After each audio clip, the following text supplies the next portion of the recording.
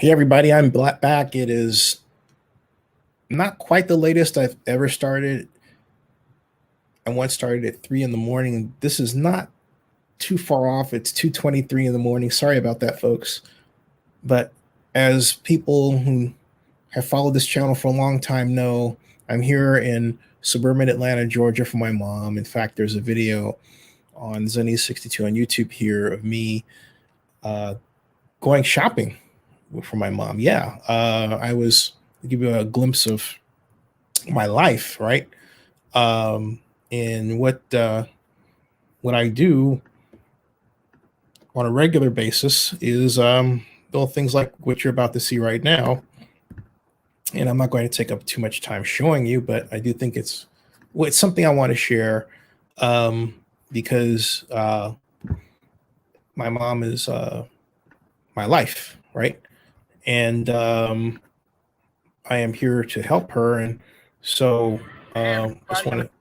And so in this space that I am at in helping her, I encounter some problems that you probably encounter yourself or heard about or read about, and just want to share. But this was earlier this evening, actually. Hey, everybody, right here, right there, and this is what I do a lot of shopping, if not online or here. But look, Kroger, Fayetteville, okay. Georgia. This is what computer deliveries and supply chain broken shortages will do to a store like this one in Kroger, Fayetteville, Georgia, the big one here on 92. That's all the water. I ordered some of this myself. That's how I was notified to tell the story myself. Look at this. This is all empty.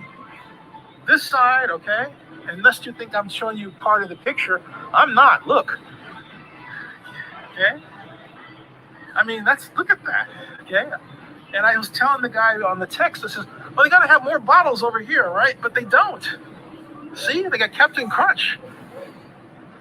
They're out of water. Water's usually stacked here. All right? Look, okay?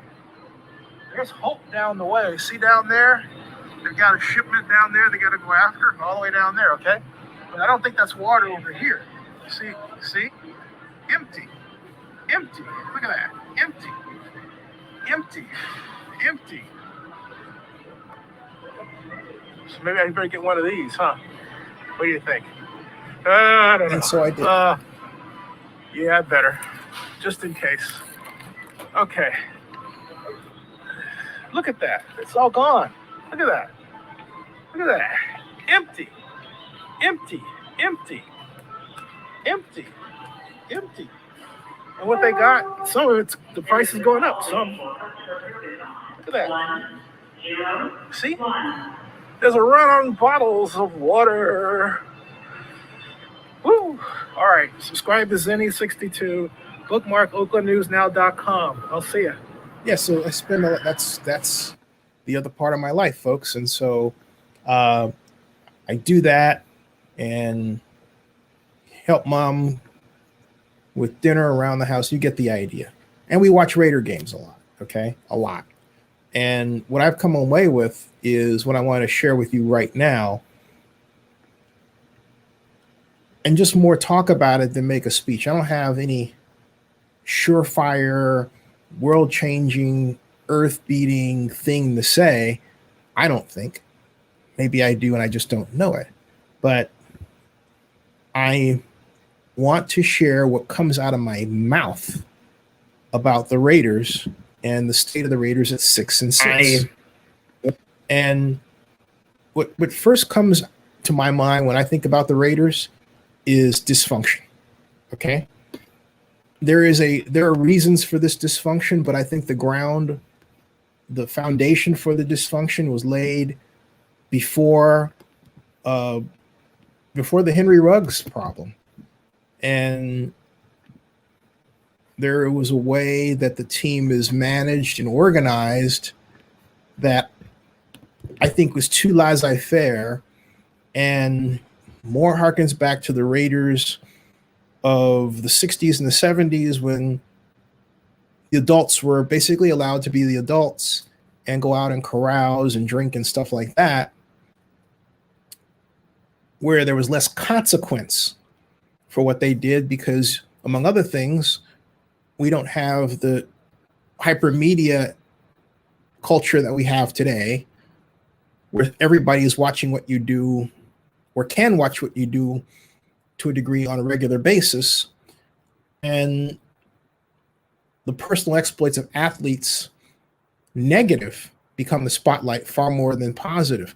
Now, I remember when you would simply hear about, or maybe read a sentence about Ken Stabler at Joe Scoma's in Jack London Square, hammered, but they didn't put it in negative terms. It was, hey, here's Ken Stabler greeting his fans and having a great time, right? If he had a DUI or something like that, or something that would hit the media today, some encounter with the police, chances are the police would basically ignore it. And it wasn't where you see it on some sort of press blotter or report, even if it was an arrest, okay? In those days, those activities weren't automatically put onto newspapers. Why? Well, same as they wanted access. So if you were out there putting out bad information, Al Davis wasn't going to let you in the door. This is a different society. And the Raiders of today, I don't believe, are properly tuned, even though the staff is obviously of the society, but I don't think they're properly tuned and designed to deal with all of the problems that occur for particularly young African-American men coming out of college who are stars and brought into a city like Las Vegas. I've talked about that before. But I think that Las Vegas has produced a culture that is less disciplined than it would have been in Oakland, and therefore more prone to the kind of problems that have happened. And now, all coming in to basically interrupt all of this and make life just that much harder, right, was what happened to John Gruden. What happened to John Gruden really should not have happened. And really, it didn't need to happen, because it wasn't that he obviously went out and made a mistake of moral of that put him into moral standing. Okay. And hey, Dwayne, and I think John was held out as a scapegoat, not for what's going on, but for another reason. And what that other reason is still not clear. I agree here. Dwayne, he says that Gruden was set up by the National Football League. I absolutely agree he was. Why? I don't know. He says John Gruden's system doesn't work without him. It doesn't. And I think the problem with the Gruden system isn't just that John isn't running it, but John understood the importance of calling very short passes. In other words, passes that were basically just behind the line of scrimmage. They still do it today, but less so with wide receivers. And also they were not moving the pocket as much with Greg Olson at offensive coordinator as they were in calling the plays, as they were John Gruden calling the plays and Olson as offensive coordinator. But also on top of that, I think it's about time that we all admitted that Gus Bradley was, as I said, not the right choice for the defensive coordinator position, because he was hired primarily because he was a friend of John Gruden. Now, I'm not saying that in the context of what happened to Coach Gruden. No, I'm simply saying that hiring your friends isn't necessarily the best recipe for victory. And in the absence of John Gruden, I think the weaknesses of Gus Bradley's defenses have been revealed that much more. And there are occasions when the defense has put in a credible job. But against the run, the defense is not the stout force that we expected it to be.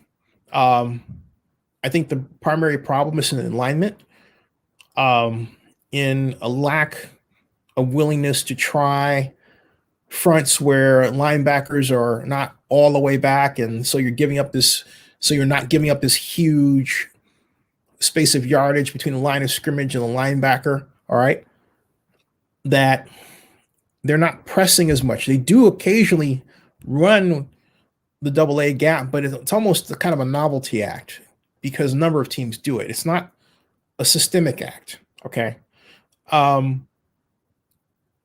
There's not one part of the team's approach, either offense, defense, or special teams, that I can look at and say, by design, this is going to cause a problem. And note I said by design, not personnel. I'm talking about by design, because a lot of people like to lean on what person isn't catching a pass or who isn't, in their view, contributing. But every time I look at what a player does on the field, I think, okay, what was the intent of the offensive coordinator or the defensive coordinator, and what kind of coaching points and instructions are they giving to their players? Because that's the roadmap that guides what they do. They're not out there freelancing, and I think a lot of sports announcers do an intellectual disservice to the National Football League by giving you and me the picture that they're out there trying to determine who to throw to, when in point of fact, a pass play may call for one or two receivers out of four, and the others are decoys. But if you don't know that play, you don't know which one is the decoy. You have to guess. Obviously, the receiver that's not the decoy is the one that ultimately the quarterback throws to, right? But then you'll have an announcer say, well, see, that person was wide open over there. Well, okay, but it doesn't mean that they were called for to be in the progression for that play. We don't know. But what happens is that these announcers talk as if they know, and so they suck in the gullible viewer who says, ultimately, okay, well, Derek Carr is making a mistake, or Marcus Mariota would do better, or you get the idea, okay? Excel Generation says that he doesn't follow the NFL anymore after the move. Well, but Excel, you in a sense do, because you're here talking about it, okay? So don't do that. I mean, hey, if you're in it, you're in it. Don't come in just to say, well, I'm not involved anymore, because you're here. You are involved. There's nothing wrong with that. And, I'm going to just take a little bit of a shift of gears. I made a tacit decision a couple, 3 years ago now, actually during the move, during the whole relocation saga. He says, I'm just saying, yeah. But see, Excel Generations, I made a decision that the NFL was a key part of Zenny 62 Media. I was invited to build a company around it. I was in the process of doing that. I have now done it. This is a C Corp with paperwork I got to do. And just the routine of running a corporation. But I worked hard to get to this position, and I'm not going to give it up because there are fans who are upset with the Raiders move and then feel like I should not be reporting on anything they do with respect to Las Vegas or anything else. That is my decision, okay? And the NFL has been a great friend. And Excel Generation says, oh, I didn't think that you meant any disrespect at all. And I wasn't thinking of anything that you said either now or in the past. Not at all. I'm sorry if I gave that impression. No, I'm not upset with you in any way. I'm glad that you're here. I'm simply saying that, hey, look, we will never not be done with the Raiders. And I accepted that a long time ago, or Oakland, or anything that happened with that at all. All right. And now, and let's think about that, Excel Generations. Let's think about that in the context of what I'm talking about with where the Raiders are. Because you got to admit, there is a certain schadenfreude going on with Oaklanders who are like, oh, gee, you moved away from us and now you're like doing so you're not doing well. And the stadium is filled up half with other people, okay? And we told you, right? You have to admit, I admit that I cannot help on occasions thinking, see, see. I mean, I even say that when I'm watching it with my mom. My mom says, well, don't go blaming off the, my mom's a big fan of the Raiders wherever they are, and um, understands why the move was done, even though she hates it. But she also loves Las Vegas. And I reflect her viewpoint there. I have loved Las Vegas forever, right? So as I said before, I'm sorry that my favorite other city other than Oakland happened to be involved here. Okay. Um, and I think Tuxedo Moon says, just saw your video about Oakland police earning 350K a year. Wish I knew they made that much. Might have become a cop. Different subject, Tuxedo Moon. Talking Raiders. Anyway, so I'm not gonna like shift gears there. But my point is that Yusuf says still pushing for Winston Moss to be part of the organization as head coach or part of the front office like he was with Green Bay. You know, Mr. Moss's name has come up before, remember? In a number of occasions, and I think Winston Moss, it is his time. But I think more important, the Raiders and Mark Davis need to sit down and draw a blueprint for the future for themselves of what, first of all, lay out problems and solutions, and it should be a simple spreadsheet of problems and solutions, and they should stick to the solutions. And I would add to that problems, solutions, and then expectations. So in other words, once you install the solution, what's your expectation to happen? And so then you can say, well, gee, if it didn't happen, all right, the next drill. What do we do when that solution didn't perform as we thought it was going to? All right. And I think the Raiders need to have that, and they need to work it. Now, some would say, well, it's simple. You just win the Super Bowl, but not really. I mean, for example, if I were team president, if someone said tomorrow, okay, Zinni, you're team president, the first question I would ask? A very simple one. Are we paying our bills? Not for any concern out of what might come out in the media, but just the simple fact that the basics of a good business are your ability to pay your bills. And it doesn't matter how you're paying them. Maybe you're floating something here, maybe you're doing something there, but you're you're paying them. All right. Are the lights paid for the facility, right? The electricity? Are there insurance issues we have to deal with? What about litigation? Are we in a position where we're over lawsuited? How do we settle our lawsuits, right? These are the hard deals, the hard facts that create a situation for a professional football team in America today. I mean, you don't know how many lawsuits there are out there. For example, it's great that Clark County owns Allegiant Stadium because any kind of slip and fall lawsuits that might be put on the stadium are dealt with by the county and not the Raiders. So no problem there. Well, my point is the Raiders have to really take stock of where they are as an organization as a whole and say, okay, where are we strongest and where are we weakest? And in my opinion, where they're weakest is in the perception that their players are undisciplined and out to have a good time and behave essentially recklessly.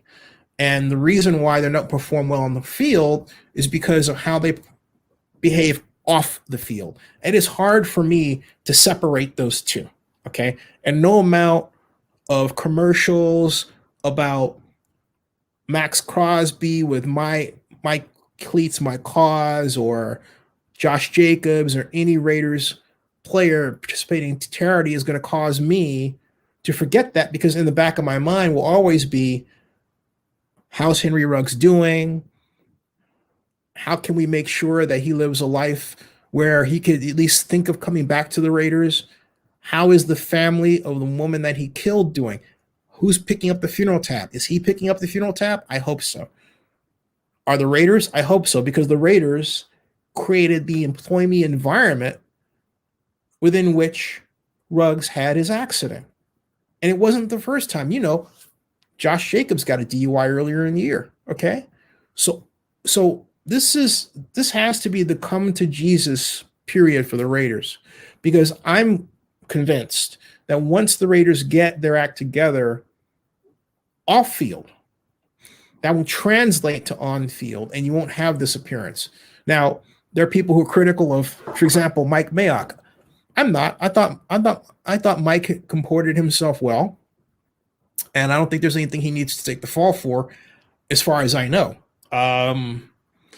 It's tough going forward, because I can't help but wonder where the team would have been if Gruden were still the coach. And I believe that if Gruden retained as the coach, they would have had a winning record, and not be at 6-6. But it certainly looked like that change of voice was just the tonic the Raiders needed. It was a fooler, because maybe there are people who, don't like that John's demonstrative or whatever, but he wasn't always so. And when he was, so what? I mean, that was Chucky. That's the persona we all came to grow and know and love. And I say that because there wasn't any problem with John at all. No one was complaining about John, and all of a sudden this thing just happened. All right. So now, because something bad happened, in a sense, you're forced to say, well, gee, maybe there's something I didn't notice. But there wasn't. It's emails that we haven't seen that include responses by other people which we haven't seen. And out of 650,000, he's the only person that's written that stuff? I mean, come on. All right. It is really difficult, as I think about it, to not see that somebody out there wanted to destabilize the Raiders.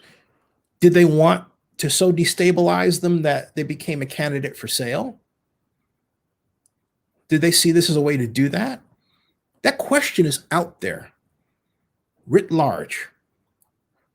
It's just like the pandemic and what really started the coronavirus, which is increasingly looking like the United States of America actually paid a nonprofit organization, which then in turn paid Wuhan labs to basically do research and make these human deadly viruses as experiments. That's what it really looks like, okay? But while we're getting there, we're not there yet. Similarly, what it looks like with the Raiders is that someone out there wanted John Gruden out of the way. The question is, why? And did they do it knowing it was going to be to destabilize the organization the way that they did? Because the question on the table is this: why was it so important to do it during the season? Okay. Why was it so important to do it during the season? Why couldn't we wait until after the season? Suppose the Raiders marched all the way to the Super Bowl. Great. So the Raiders get their trophy. They get all the sponsorship monies that come with being a Super Bowl champion. And then you make this announcement: John Gruden can be on his way. You got what you wanted. He got what he wanted. He'll have a Super Bowl trophy, all the accolades that'll go with that, which actually, in a sense, soften the blow of the claims of racism and sexism and homophobia that have been rained down upon him. So, I'm putting us all together in my head. All right. Excel Generation is this thing. I heard for NHL Vegas night's ticket pricing was crashing with no sellouts. Is the Vegas market tapped out for sports? How much of this is pandemic related? It's all pandemic related. All of it. I mean, first of all, we have a worldwide pandemic. And the problem is that people have gotten sick because of the virus which was developed specifically to attack humans. This is no joke, folks. This is freaking scary. And it's scarier still is the fact that we don't know the full truth. And it should be the real reason that people are outraged. The real reason that people are calling their Congress people, the real reason that people are calling their senators, the real reason that people are saying to their council people members, hey, you find out about what's going on here. This is not right. I mean, it isn't. This fact harmed the entire world. Okay? Some people sort of just, almost throwing away, just third-handedly say, oh yeah, well, they were trying to reduce the world's population. Well, excuse me, that's me and you, right? Right? Okay. And then why? And then who gave them, the idea that they are the ones that should have that, have that right to say, okay, well, we reduce the population and, as opposed to you get a car and you get a car, you get a death sentence, you get a death sentence, and you get a death sentence, and I get a death sentence. All right? That's where we are at. So my point is, but we still don't know. And then, so because of all of that, the fact of the matter is that people can't go to work because their loved one is sick or their kids are sick, and then they don't want to go to a bricks and mortar place because of the greater chance of contracting the coronavirus. But that sits cheek and by jowl with people who don't want to wear a mask, want to conduct their lives as if they're normal, and also want to make it hard on you for your decision to make a mask, wear a mask, which is stupid. Here, there are a number of people in Georgia that don't wear a mask. But I talk to everybody, I say, hey, hello, everybody. I stay here a lot. I seldom go out because you want the certainty of knowing that other people are concerned for your safety by wearing a mask. All right. That's what you want. And we don't get that. And I wonder if people really understood the emerging news that this is a bioweapon that accidentally got out of a lab that was designed to kill us. If people universally understood that, I'm wondering wouldn't that make them wear a mask? I mean, is that too much to ask? I wonder. So my point is that this situation that Excel you're talking about, yeah, the pandemic caused all of this because you have people who have taken a flyer to not go to work, or guess what? That job's not there because that work can't afford to hire them. You've had businesses upon businesses that receive some help from the government. Then they got PPP loans, and then all of a sudden it's like, we got to pay it back. What? You told me it was forgivable. Okay? That's another gigantic scandal. All right? I mean, there are people, including myself, involved in groups that are massing against Bank of America because of how they've handled it, and the SBA by extension, and calling for legislatures to do something by basically kind of baiting us into this program and then saying, you sign up for it, we'll forgive it, don't worry. And then it turned out that wasn't true. See, that's some dirty stuff. All right. It really is. And it's done to not just a handful of people, but millions of people in the United States context. All right. Think about what's going on in the world. You have anti-mask protests in Europe. What? Do they know? All right. And what will be the response in Europe when Europe finds out that really the virus was created because we were financing this stuff? Not Europe, but America. And apparently Canada was involved in this too. That's what's unfolding. It's not a certain yet, but hey, look, go to Sky News Australia on the origins of the coronavirus. It came out 6 days ago. It's 30 minutes long. It's on YouTube. You gotta see it. All right.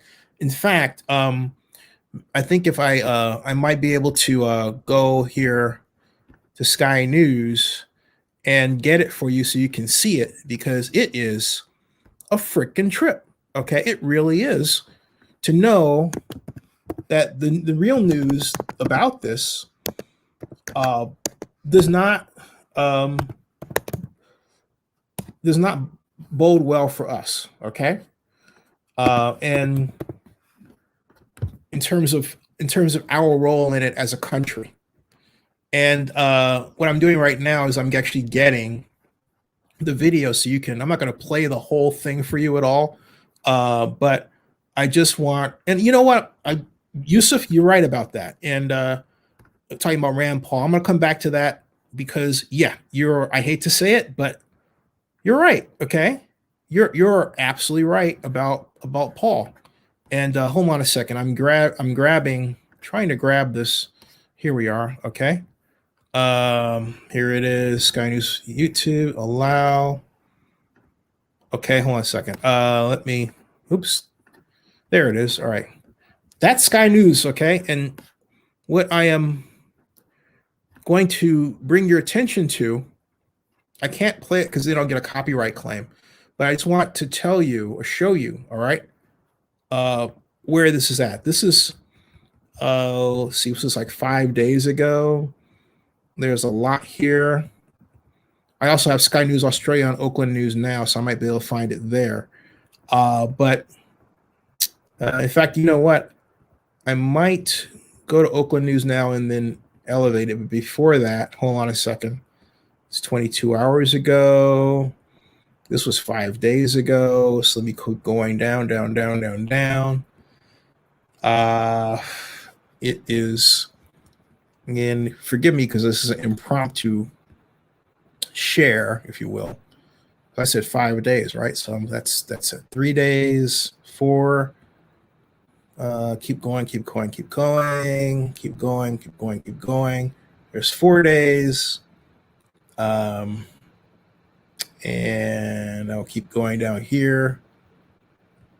Oh, wait a minute. I got an idea. Sky News Australia, COVID origins, truth. I think that'll do it. Yeah, truth. Maybe a spell corrector there. Yeah.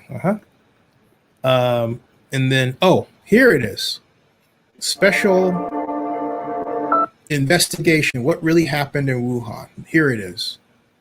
I found it. Okay, this is it. All right. Right here. Yeah, this is the one. This is what you have to have. This is September. This is what you should watch. Okay. This is September 27th, 2021. Sky News Australia. What really happened in Wuhan?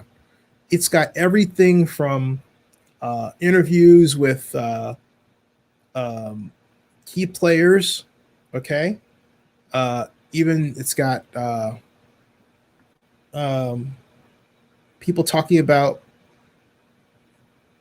China, and they even have President Trump talking about what he might know here at the time, which was really scary here. Okay.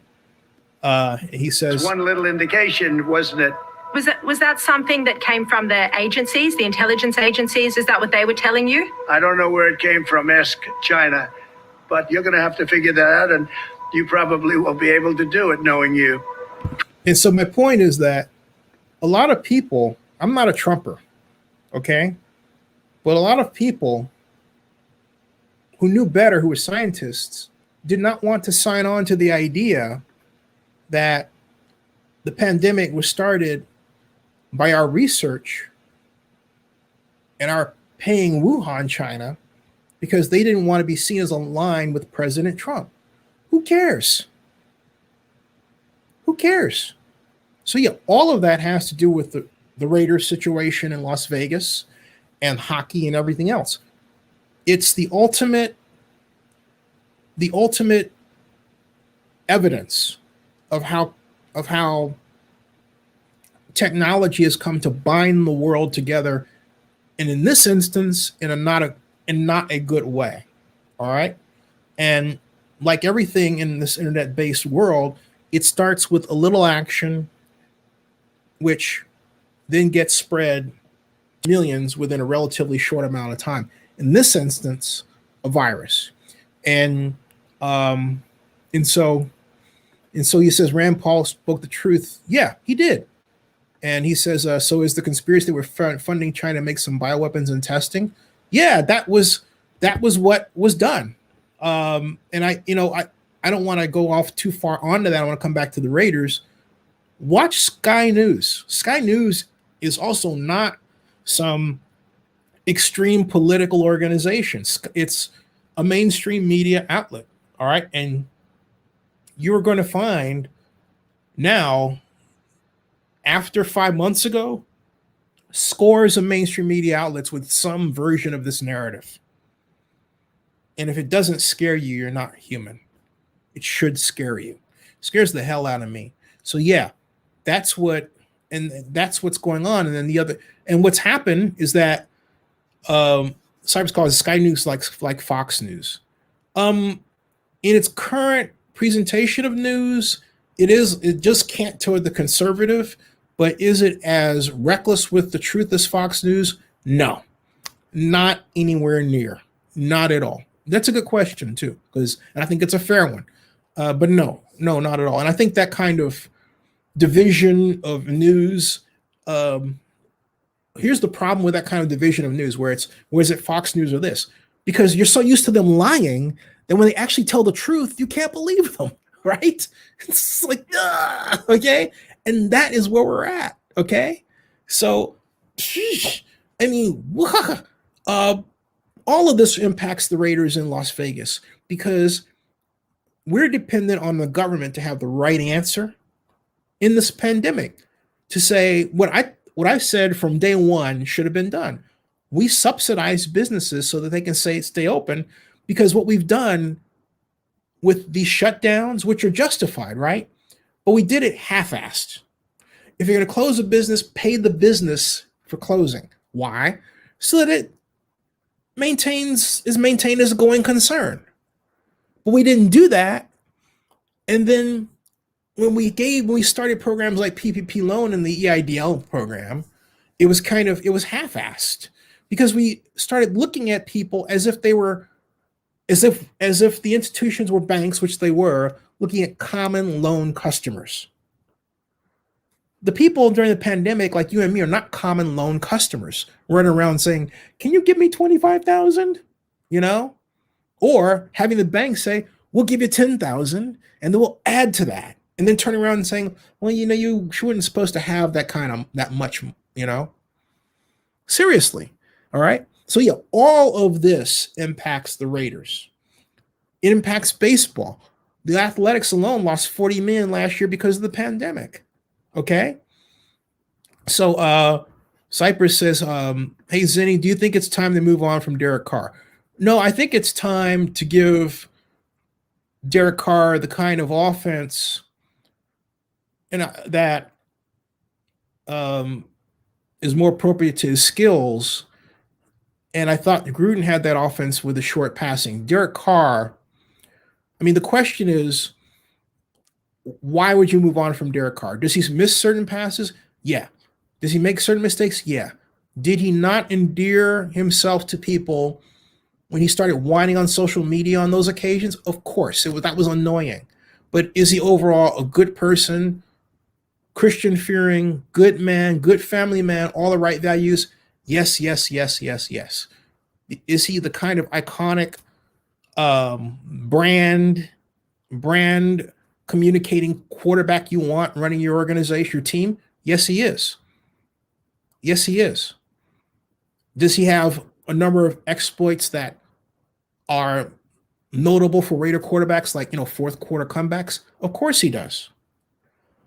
I don't think that you can hang this season on Derek Carr absent the defense. Because as you and I both know, offense sells tickets, but defense wins championships.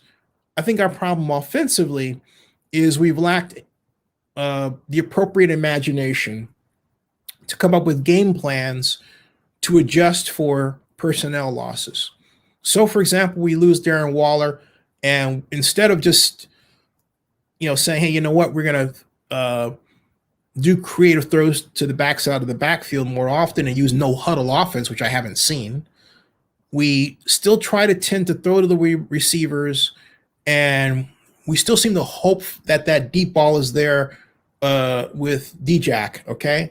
And I don't think that D-Jack is at the place where we should design plays for him to expect him to get deep in that way. I think D-Jack is more effective as a yak guy, yards after the catch. So you make sure you get him the ball in space, short passes, in such a way where he's got a wide open green space to go through, all right? And so he says, I have to go to bed. Good seeing you. You too. He says, yeah, we need some good news. We do. Hey, thanks for stopping by. But anyway, I think scheme is the answer, not replacing Derek Carr. I don't, while I said it was going to happen, that Mark Mariota was going to, advance as, the person that can be thought to replace Derek Carr, that doesn't mean that I think he's going to be more effective than Derek Carr. Now, do I think he can be as effective? Yes.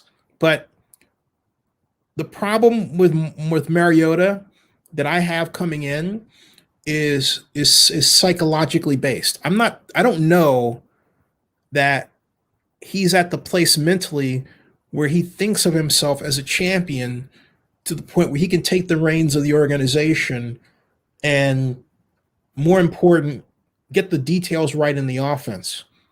I mean, it's easy to think that he might do it because he's brought in and he can run, but that's not all there is to it, okay?